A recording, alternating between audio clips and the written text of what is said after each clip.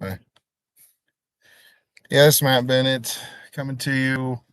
Great marketing consultant. I'm actually going to pick up. I'm out in the field, but we were trying to get all this figured out for today as far as going live. We're cutting beans here in Central Illinois. Oh, last day of the month, a lot going on. We've got the September quarterly stocks report that just hit today. There's some good information in there, by the way. Not bullish, but good. As far as bean cutting goes, we're cutting. We had rain last week, and we had beans that wouldn't cut before the rain. Had like 3/4 of an inch, first rain we'd had in 50 days. And so then we get on the backside of that rain, and every bean, even first thing in the morning, is 11%, middle of the afternoon, 8% if you're lucky. Just incredibly dry beans in this part of the world.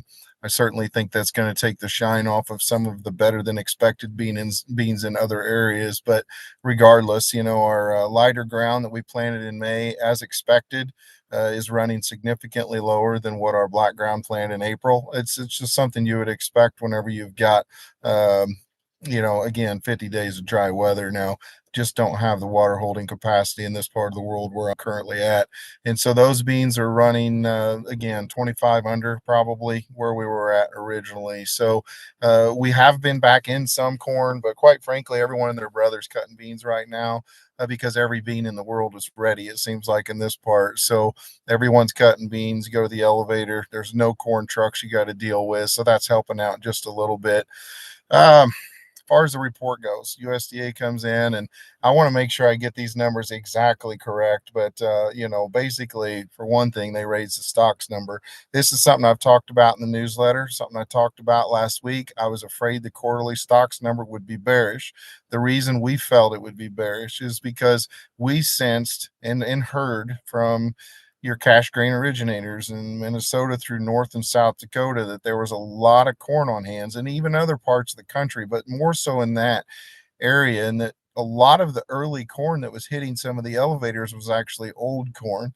So we felt like there was more corn on hand as of September 1st than what the USDA had thought.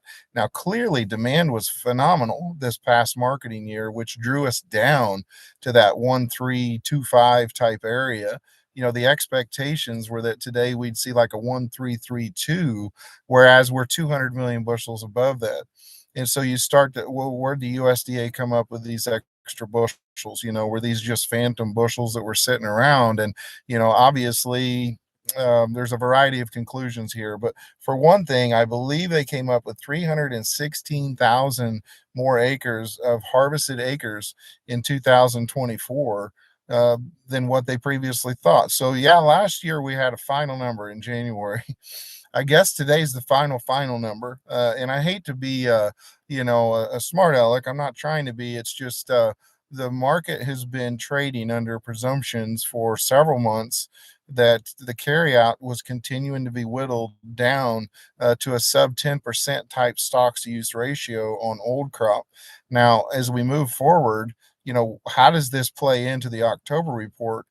Clearly, there's a lot of folks talking about maybe corn yields aren't quite as rosy, as what they thought they were going to be, for instance, August 1st or even September 1st. And so there is a mindset that would suggest, hey, this yield's got to come down to an extent. Now, me personally, the USDA is at 186 and change. I think we're closer to 180. I'm not saying 180. I just think that the trend line yield of 181 is very much something that we could eventually get to, just due to the fact that some of the areas that were hardest hit by disease got some disappointed folks. Some of the areas that were hardest hit by dry weather, depending on the ground type, actually, there's some folks that feel a little better, than what they thought they were going to see. So that might be offset. But the problem, of course, is where you get into people that were pushed way behind this spring in the Eastern Corn Belt, and then some areas where your soil types aren't near as forgiving, if you will.